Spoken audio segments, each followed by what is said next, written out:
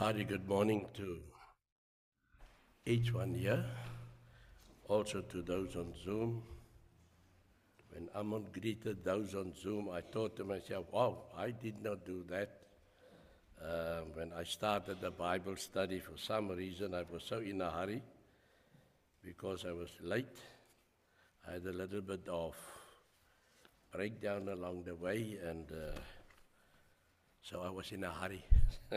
So I say good morning to those on Zoom, and I pray the Lord we have a beautiful spiritual fellowship here thus far.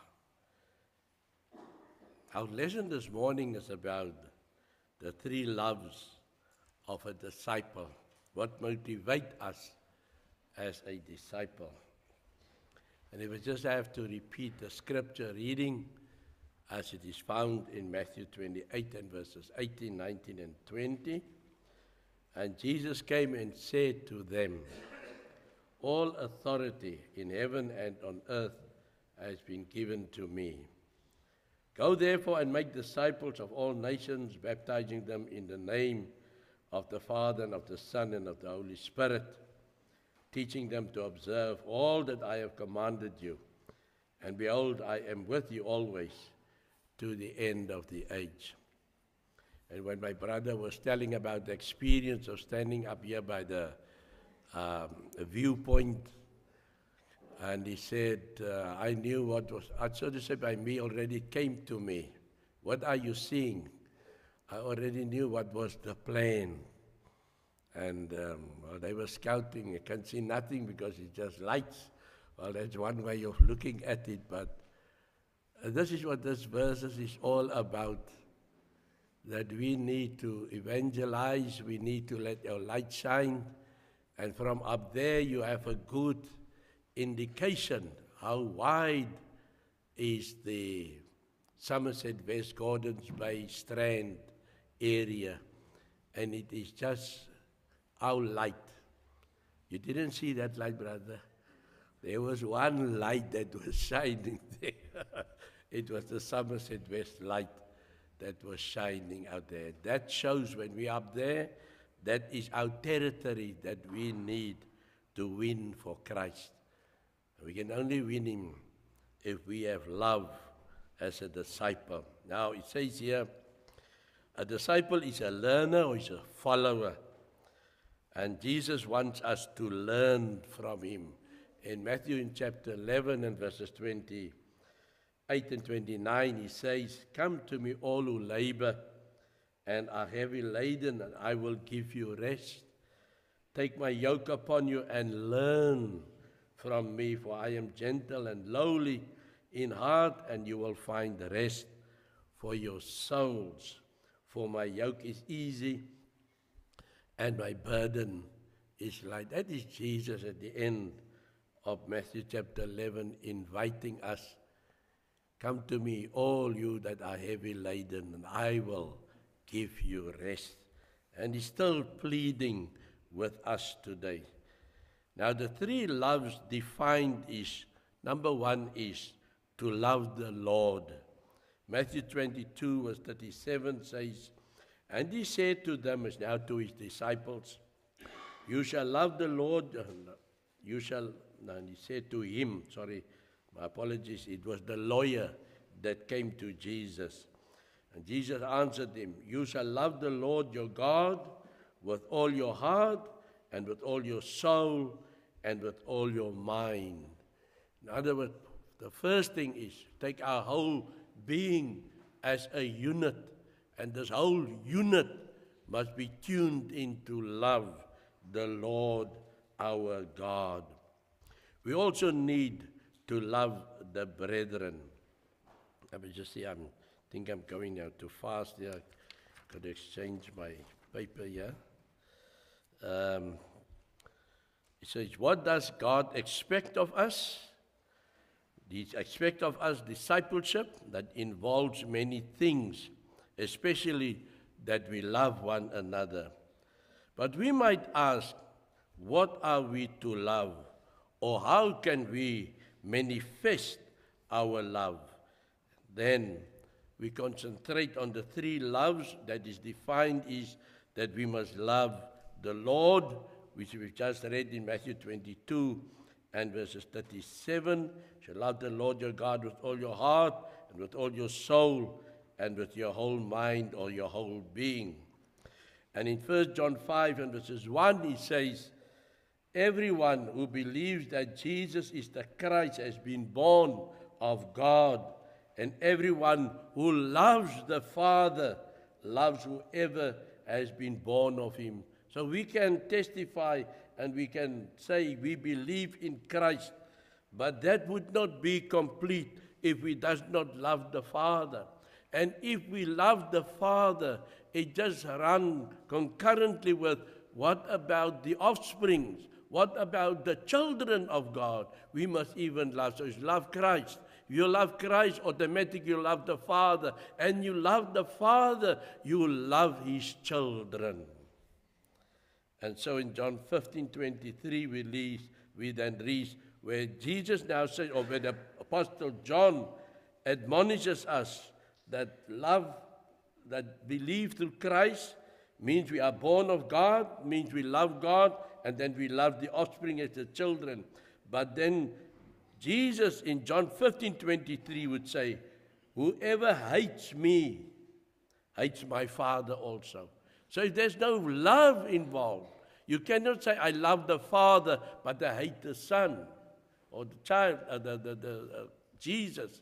Or you will say, well, I don't believe in God, or I believe in a universal God, but I do believe that the salvation is only through Jesus. Somehow you're making a discrepancy there. You're disqualifying yourself because you're making one more than the other. And it is said in John 15:20, whoever hates me also then hates the Father. So the first thing that we then learn is of the three loves that is defined is that we must love the Lord.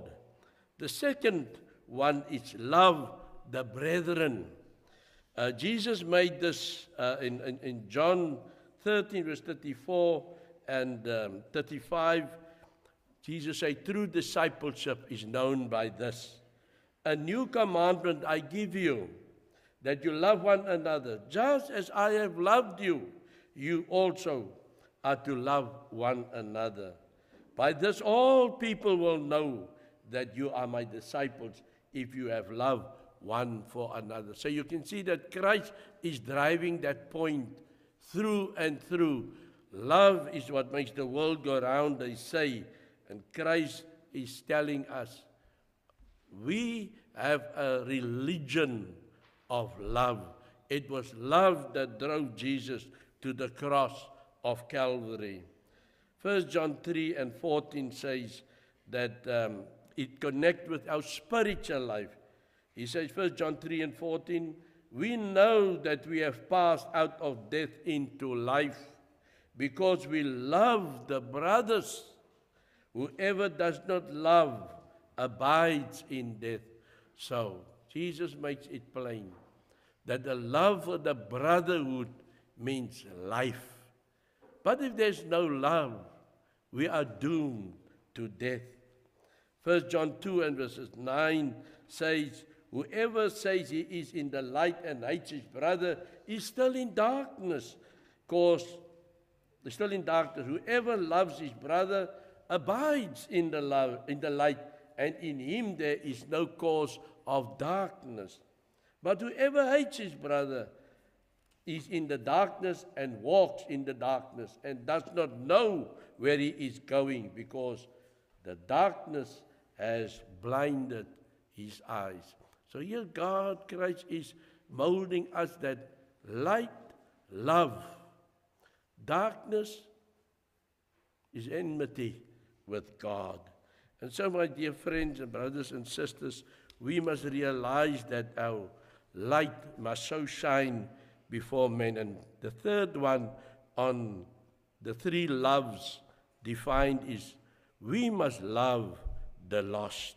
And that is where also I refer to our brother Amon, that has said, late brother Paul took them up the mountain and said, what do you see?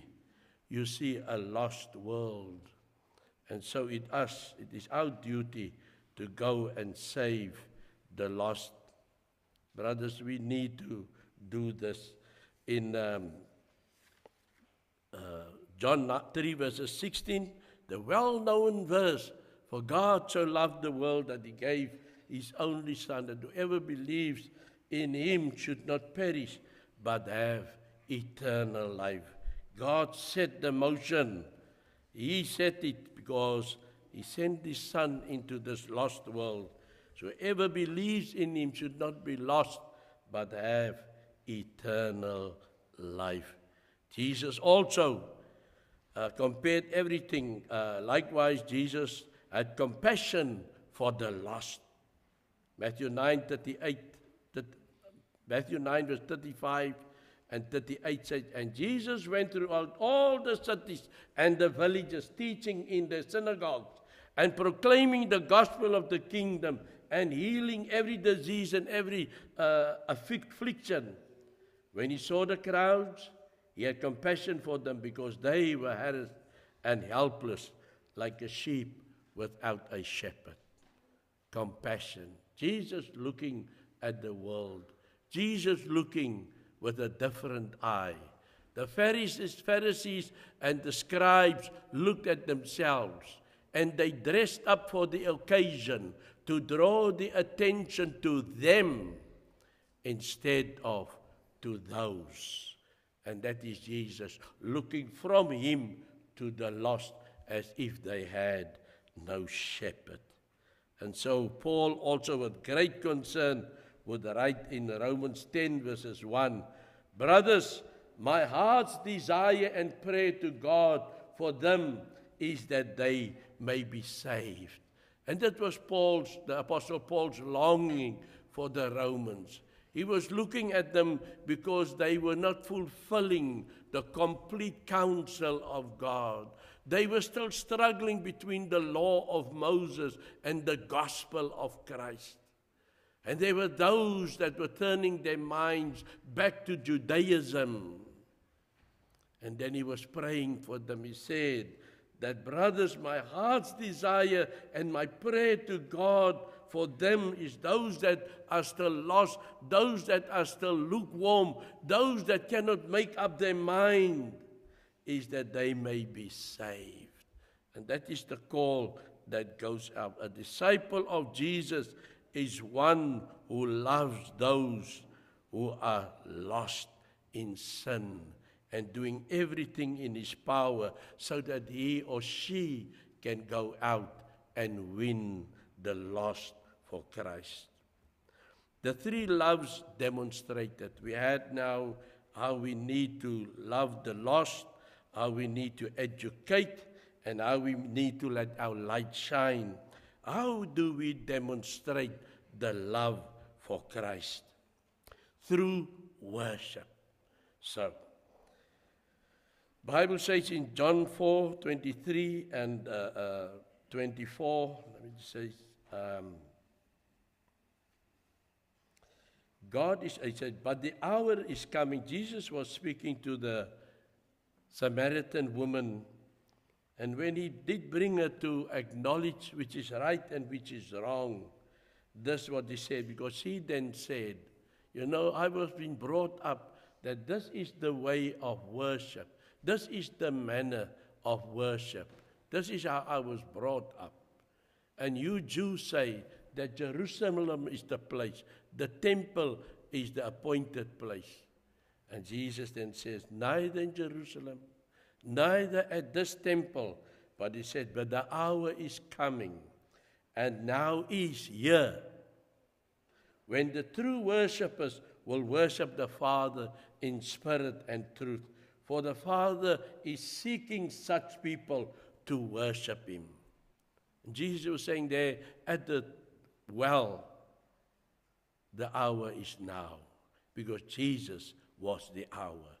Jesus was the witness. Through Jesus, the new gospel call must go forth. Because God is spirit, and those who worship him must worship in spirit and in truth. Neither at this mountain, nor at this temple, but God is spirit. And then in 1 Corinthians, the Apostle Paul, I think it's chapter 4, chapter 6, the last part of them, he will say, don't you know that you are the temple? You and God does not live in temples made with hands. So where is that hour coming? That hour is coming when we accept the Lord Jesus Christ as our Savior. And we give Him the dwelling place in this temple, which is rightfully His. And His Holy Spirit will then lead us in the ways of truth. And John 14 and 15, He says, if you love me, you will keep my commandments. And then also verse 21 or 14, whoever has my commandments and keeps them, he it is who loves me. And he who loves me will be loved by my Father, and I will love him and manifest myself to him. So all about love. John 14 and verse 23, Jesus answered him, if anyone loves me, he will keep my word, and my Father will love him, and we will come to him and make our home with him, or make our abode with him. That is the longing from Jesus. That is the longing coming from the Father, that they seek a place to stay. And it's all through love. If we experience or acknowledge the death of Christ on the cross of Calvary, we have just had the Lord's table or the Lord's Supper or the communion. It is bread and is fruit of the vine. The bread is only a symbol, make us aware that Jesus gave his body to be bruised, and his blood flowed as life ebbed out of him for the remission of sins. That is, that he died on the cross of Calvary. But by the power of God Almighty, he was raised up from the dead. And now today, we have the same. We do not need to be crucified. For Christ once went through that. But we have a similarity that we can also die. And we can also raise to be walked in newness of life through the waters of baptism. Because there we die. And the scripture tells us in Romans 6 and verses 4, that by the power, the same power as God raised up Christ from the dead, so we are also raised up. We go in a sinner. We are raised to walk in newness of life. Our sins are washed away. We are a new person. That is all made possible because of seeking the lost. We need to worship in spirit and in truth. Hebrews 10 verses 24 and 25 tells us that we need to, he says, and let us consider how to stir up one another to love and good works, not neglecting to meet together as it is the habit of some, but encouraging one another, and all the more as you see the day drawing near. So it is not that we say, I have received, I am a new creature, I am a new person, I am now a Christian. Where do I belong? You belong to those that worship in spirit and in truth. You belong to those that God seeks to serve him in that way. We need to also form a body, because Ephesians chapter 1 and verse 22 say, the body is Christ. Christ is the head of the body, which is the church. And so we need to belong to the church. We cannot be one side. We need to, Acts chapter 20 and verse 7 says, on the first day of the week, when we were gathered together to break bread. We have that. Paul was on his missionary journey, and he was at a place, and as he came there, he had to wait for the first day of the week. And when the first day of the week arrived, he knew it was time for them to break bread. And how beautiful it is when the children of God comes together and they break bread together, acknowledging all together that we are worshiping in spirit and in truth. We are breaking the bread in a memorial service. We will not forget that Christ died for me. That when we have the fruit of the vine, which symbolizes his blood, and Jesus said in Matthew chapter 26, this is my blood. The blood of the New Testament that would be shed for many, for the remission of sins. He just meant it that way. And now today, his fruit of the vine symbolizes that blood that flowed for the remission of sins. And we can be part of that worshiping, because the three loves demonstrated is through worship. The other part is through fellowship. In Matthew, we did add, let me just get it here, Matthew 6 and verses 6. I got my verses wrong here again. Verses 6 and verses 6. But you, when you pray, go into your room, and there go and pray. For the Lord God, though he's not here physically on earth, in heaven, but he sees you. We cannot be secretive when it comes to the Lord God. So through evangelism also, we need to spread the gospel. In Matthew 9 and verses 35 and 36, it says, and Jesus, all right, we had that verse, Jesus went through all the villages teaching, and he was healing all those that were afflicted. And it was like he saw them that they were without a shepherd. Then it continues in verse 37, then he said to his disciples, the harvest is plentiful, but the laborers are few. Therefore pray earnestly to the Lord of the harvest to send out laborers into the harvest. So Jesus set the example to his disciples, how he went from town to town, how all those that were sick and afflicted came to him, and then he healed them. But he looked beyond all that. He saw that they were lost. What did he not see? He saw no shepherds. He saw not one that was leading them. He was preparing his disciples to take the leadership, because afterwards in Matthew 10, he would send them out one by one to proclaim.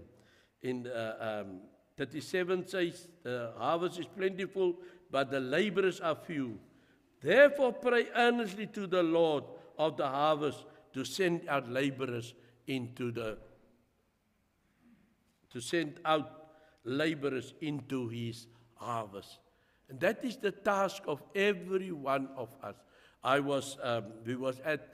It is good to come together as men, but what I felt not applicable is when all of us had to sit on the evangelists, all had to sit on the stage. These are the men, so to say, that is responsible for evangelism. And I felt it was not right, was not applicable. And therefore, even this morning in my Bible study, I said that the men up here takes care of the church. If you get the best care, would you not go out and say, we are taken care of? Would you not say, we've had a beautiful service, or we had an uplifting service, or we was encouraged so much, I wish you were there. If you are fed here, You know, this morning we were reading in Daniel chapter 10 that Daniel says, verses 1, he had the tastiest food, but he did not long for it. Nothing went over his lips because he was mourning because of the children of Israel. What's going to happen to them? Are they going to take up again the baton which they lost 70 years ago? Or will they realize God has given us a second chance? And indeed, after they came from exile, they never again worshiped idols. And so, if the church is well fed, then the church will go out and the church will say or proclaim the message. Like that Samaritan woman, when Jesus was speaking to her, she went out to the city and she said, come and see a man that told me. Or did Jesus go? No, it was the woman that went. Come and see a man that told me everything. So it is not the men on the stage. They have a responsibility, is to feed the flock of God. Feed them in such a manner that they will be filled to go out and spread the word. And so many will then come into the church. So through evangelism, it is said, Matthew 10 and verses 1 says, and he called to him his 12 disciples and gave them authority over unclean spirits to cast them out and to heal every disease and every affliction. So there I have it again, that Jesus said, in chapter 9 we have that he cured everyone. He said there was no shepherd, but then he sent out his disciples in chapter 10. Verses 5 says, these 12 Jesus sent out, instructing them, go nowhere among the Gentiles, and enter no town of the Samaritans, but go rather to the lost sheep of the house of Israel, and proclaim as you go, saying, the kingdom of heaven is at hand. Now, when Christ was on the earth, everything had to be done orderly.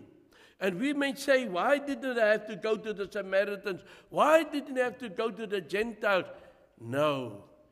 First, get the house of David in proper order. Once that is is orderly, then we go out and we face the whole world.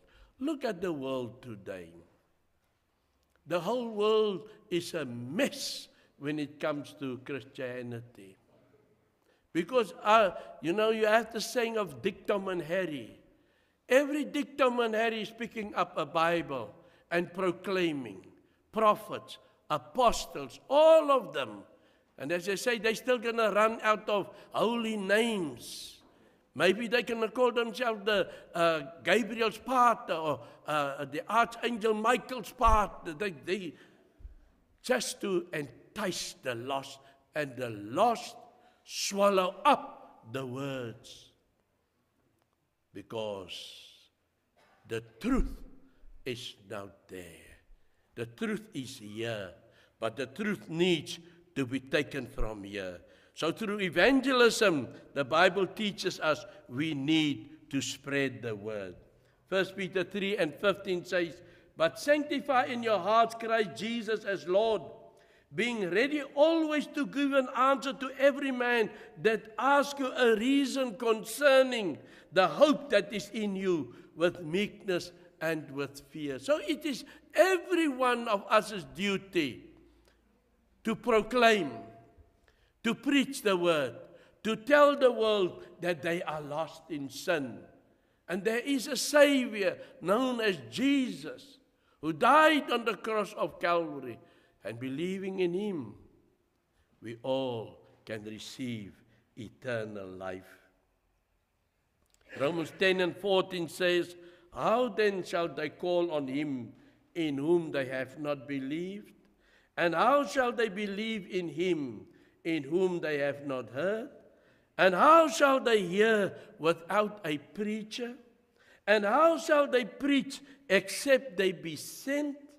Even as it is written, how beautiful are the feet of those, how beautiful are the feet of them that bring glad tidings of good things. And so, my dear brothers and sisters, there are three loves of a disciple.